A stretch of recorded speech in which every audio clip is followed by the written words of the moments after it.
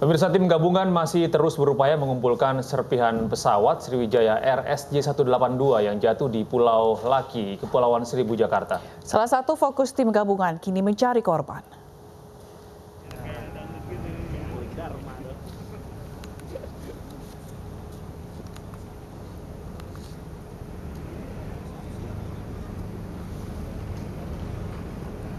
Sudah ada 27 kantung jenazah dan 22 kantung material berukuran besar dan kecil yang sudah dikumpulkan oleh tim gabungan. Untuk kantung jenazah langsung dibawa ke RS Polri, sementara untuk kantong berisikan material dikumpulkan lebih dulu di JICT 2 Tanjung Priok, Jakarta Utara sebelum nantinya diserahkan ke pihak KNKT. Sejauh ini para petugas gabungan masih terus berupaya menemukan black box.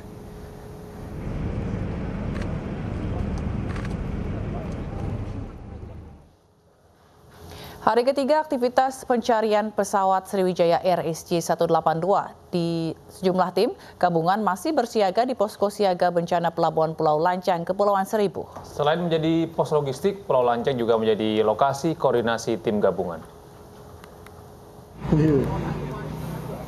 Sejumlah kapal kecil tim SAR gabungan dari Polri bersandar di Pelabuhan Pulau Lancang setelah menyisir koordinat di Kepulauan Seribu. Selama masa pencarian, Pulau Lancang menjadi salah satu posko koordinasi tim SAR gabungan dalam tugas kemanusiaan puing-puing pesawat dan korban Sriwijaya Air SJ182.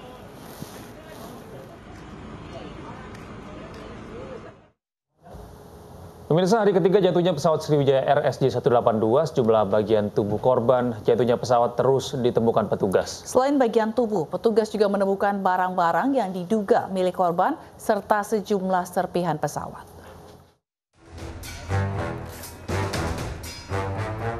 Di titik koordinat pencarian tepat di perairan Pulau Laki, Kepulauan Seribu, tim penyelamat gabungan dari TNI Angkatan Laut kembali menemukan beberapa serpihan badan pesawat.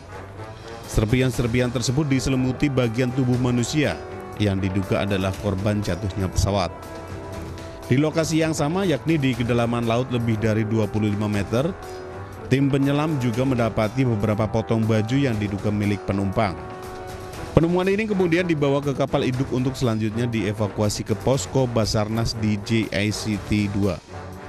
Sebelumnya pada pagi tadi, tim penyelam gabungan dari Baharkam Mabes Polri kembali mengevakuasi beberapa bagian tubuh dari jenazah korban jatuhnya pesawat Sriwijaya Air.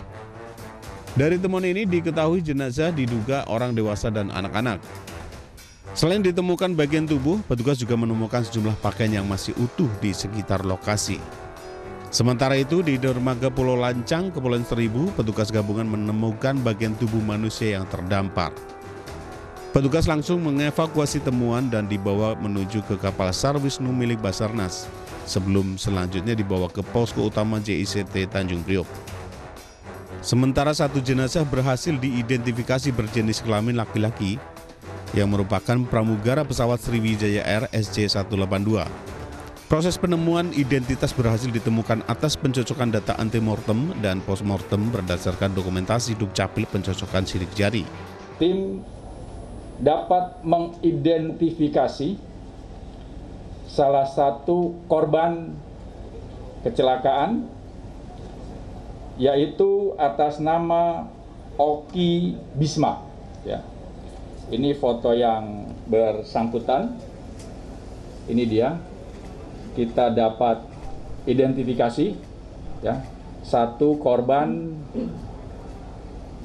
Sriwijaya Air yang kiri Pak, mengalami kecelakaan. Ya, ini. Hingga Senin sore, tim Inafis Polri mendapat 53 sampel DNA dari keluarga korban. Sementara Rumah Sakit Polri Kramat Jati sudah menerima 17 kantung jenazah dari hasil temuan tim SAR gabungan di perairan Kepulauan Seribu. Tim Liputan iNews melaporkan. Tim gabungan menemukan 4 kantong jenazah lagi di dasar perairan Kepulauan Seribu. Dan berikut keterangan dan penjelasan Panglima Komando Armada 1 Laksmana Muda Abdul Rashid. Jadi perlu saya laporkan dan saya sampaikan bahwa pada hari ini kita berhasil mengirim ke posko Basarnas itu ada 3 kantong. Saya ulangi, ada 4 kantong di mana kantong pertama itu berisi ada serpihan pesawat, kemudian ada baju wanita dewasa, kemudian ada tas merek Bodypack, ada life jacket 1 buah, kemudian tas wanita kecil berwarna abu-abu. Dan di kantong kedua itu ada serpihan pesawat, kemudian ada body part, dan ada serpihan-serpihan pesawat juga. Kemudian di kantong ketiga, ini kita masih temukan, yaitu adanya serpihan pesawat, kemudian ada baju gamis warna ungu, ada juga baju berwarna bermotif bola, ada dompet wanita, dan ada kalkulator kecil. Kemudian di kantong keempat, itu yang kita sudah kirim juga ke Basarnas, ini kantong itu berisi serpihan pesawat, kemudian ada 1 buah kemeja batik dan 1 potong pakaian dewasa. Itu beberapa yang ditemukan oleh penyelam yang ada dari gabungan dari Denjaka, kemudian Kopaska, penyelam TNI Angkatan Laut, dan Marinir. Itu berkolaborasi melaksanakan, nah itulah yang ditemukan pada hari ini. Kan ternyata tinggal satu area yang 140 tadi 140 kali 100 tadi bentuk segitiga. 140 kali 100? Iya. Itu berarti kemungkinan akan terpusat di situ ya Pak puing-puingnya sama iya. juga? Kemungkinan black box-nya berada di situ. Tapi kan tidak semudah itu. Dulu waktu pengalaman saya memimpin SAR Lion Air kan butuh waktu lama juga untuk itu karena masih banyak puing-puing di situ. Apalagi ini baru 2 hari dan puing-puing yang ditemukan semakin juga banyak. masih sedikit, masih akan kita ambil terus karena di bawah masih banyak. Ya mudah-mudahan dengan puing-puing ini akan diambil terus, akan mudah-mudahan bisa segera ditemukan. Ya mungkin masih dalam. Black box atau kotak hitam Sriwijaya Air SJ182 hingga kini masih dicari. KNKT telah mempersempit area pencarian black box dan akan memberangkatkan kapal Barunajaya 4 untuk membantu pencarian. Mulai kemarin sore kita sudah melakukan penyelaman dengan menggunakan pinker finder yang dimiliki oleh KNKT. Kita ada 3 set alat tersebut. Dan kemarin sore karena hujan deras akhirnya kita minta untuk diberhentikan dulu dalam pencarian karena membahayakan bagi penyelam. Terus kemudian tadi malam teman-teman sekitar jam 8 turun dengan perahu karet tapi tidak dengan penyelam untuk membuat istilahnya triangle untuk mempersempit area keberadaan dari kedua black box tersebut. Dan tadi malam sudah bisa diselesaikan triangle tersebut. Mudah-mudahan hari ini bisa kita ketemukan atau secepatnya kita ketemukan kedua black box tersebut. Nah, black box ini di dalam investigasi sangat vital karena kuncinya dari data-data yang ada, kita masih mengacu kepada kedua black box ini. Sehingga saat ini kami KNKT bersama tim Basarnas dan TNI kita mengoptimumkan untuk pencarian black box. Dan besok kita juga akan merencanakan memberangkatkan kapal Barunajaya 4 yang ada beberapa peralatan tambahan. Untuk memudahkan pencarian black box di kedalaman laut, TNI Angkatan Laut menerjunkan Remotely Operated Underwater Vehicle, sebuah alat remote control yang dilengkapi kamera.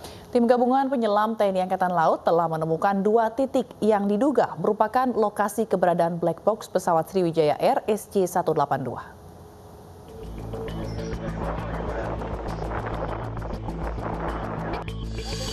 Selain menerjunkan tim penyelam, TNI Angkatan Laut juga menurunkan sebuah alat untuk mencari black box di dasar laut.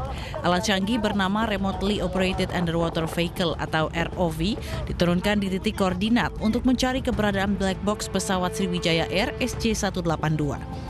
Sebelum dioperasikan, alat yang dilengkapi kamera bawah air dan mampu bertahan di kedalaman air hingga 300 meter lebih itu terlebih dahulu diuji coba. Alat tersebut akan dikendalikan dari KRI Rigel menggunakan remote control. Hari ketiga pencarian bangkai pesawat Sriwijaya Air SJ182, tim gabungan Basarnas, TNI menerjunkan 11 KRI dan puluhan perahu kecil. Sebuah kapal jenis kren KM Mentawai juga telah disiagakan untuk mengevakuasi benda-benda berat jika nantinya ditemukan tim penyelam. TNI Angkatan Laut menemukan 2 titik yang diduga keberadaan black box pesawat. Untuk penyelam, dari tim Taifib ada 14 orang, Kopaska 13 orang, kemudian Dinas Lambair 17 orang, Denjaka 13, dan kita juga nanti akan melibatkan 1 heli yang akan melaksanakan pengintaian dari atas. Kemungkinan ada spot-spot yang bisa dipantau dari udara. Tim gabungan akan terus berupaya melaksanakan pencarian dengan titik fokus penemuan black box yang sudah terdeteksi koordinatnya. Dari Jakarta, kontributor iNews melaporkan. Pemirsa, black box Sriwijaya Air SJ182 diperkirakan berada di kedalaman 17 sampai 23 meter di bawah permukaan laut. Tim gabungan mencari black box berdasarkan sinyal yang dipancarkan.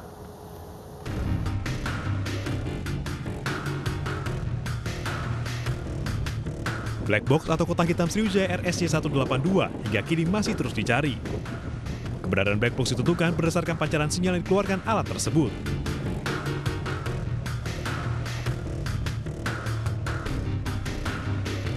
KRI Rigel pada hari Minggu lalu menemukan sinyal dari black box di perairan Kepulauan Seribu.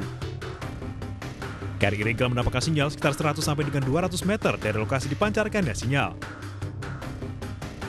Diperkirakan black box berada di kedalaman 17 sampai 23 meter di dalam perairan Kepulauan Seribu.